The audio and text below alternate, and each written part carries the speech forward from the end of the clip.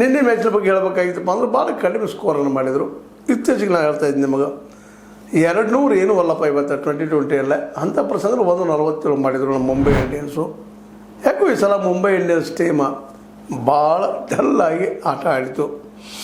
ಅದು 9ನೇ ಸ್ಥಾನದಲ್ಲದ, ಇನ್ನೂ 9ನೇ ಸ್ಥಾನದಲ್ಲೇ ಇರ್ತದೆ ಅಂತ ಕಾಣ್ತದೆ. ಯಾಕಂತಂದ್ರೆ ಈಗ LSG ಮತ್ತು ಯಮ 12 ಮ್ಯಾಚ್ ಆಡ್ಯದ. 12ರಲ್ಲೇ 4 ಗೆದ್ದು 8 ಸೋತದ.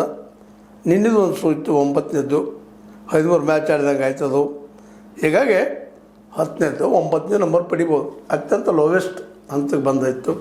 ಇನ್ನು KKR ಹೋಪ್ಸ್ ಮ್ಯಾಲಿನ ಟಾಪ್ 4ರಲ್ಲಿ ಯಾವ ಸೋಲ್ತಾವೆ ಯಾವ ಗೆಲ್ತಾವ ಅದ್ರ ಮೇಲೆ ಮುಂದಿನ ಭವಿಷ್ಯ ನಿರ್ಧಾರ ಆಗುವಂಥದ್ದು. ಆದರೆ ನಿನ್ನೆ ಮ್ಯಾಚ ಮುಂಬೈ ಒಂದಲ್ಲಿ ಗೆದ್ದಿದ್ರು ಏನು ಬದಲಾಗುವಂಥ ಪರಿಸ್ಥಿತಿ ಇರಲಿಲ್ಲ. ಆದರೆ KKRಗೆ ಅದು ಹೊರಗೆ ಹೋಗುವಂಥ ಒಂದು ಏನಪ್ಪ ಅಂದ್ರೆ ಅವಕಾಶ ನಿರ್ಮಾಣ ಆಗಿಬಿಡ್ತಿದ್ವು. ಆದರೆ ಇನ್ನೂ ಸ್ವಲ್ಪ ಹೋಪ್ಸ್ ಇದ್ದಾವೆ, ಸಮ್ವೇರ್ ಎಲ್ಲೋ ಇದ್ದಾವಪ್ಪ ನಮಗೊಂದಿಷ್ಟು ಅನ್ನುವಂಥ ಆಸೆಗೆ ನೋಡ್ತಾ ಇದ್ದಾರೆ KKRದವ್ರು.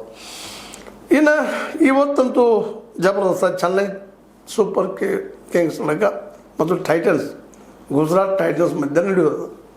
ಇದರಲ್ಲಿ ಯಾರು ಗೆಲ್ಬೋದು ಯಾರು ಸೋಲ್ಬೋದು ಯಾವುದನ್ನು ನಿಶ್ಚಿತವಾಗಿ ಹೇಳೋಕ್ಕೆ ಸಾಧ್ಯ ಇಲ್ಲ. ಆದರೆ ಇವತ್ತಿನವ್ರಿಗೆ ಆದಂಥ ಪರ್ಫಾರ್ಮೆನ್ಸ್ ನೋಡಿದಾಗ ವಿಶೇಷವಾಗಿ ಈ ಸಲ ಇವತ್ತಿನ ಮ್ಯಾಚಲ್ಲಿ ಶುಭ್ಮನ್ ಗಿಲ್ ಟೈಟನ್ಸ್ ಗೆಲ್ಬೋದೇನೋ.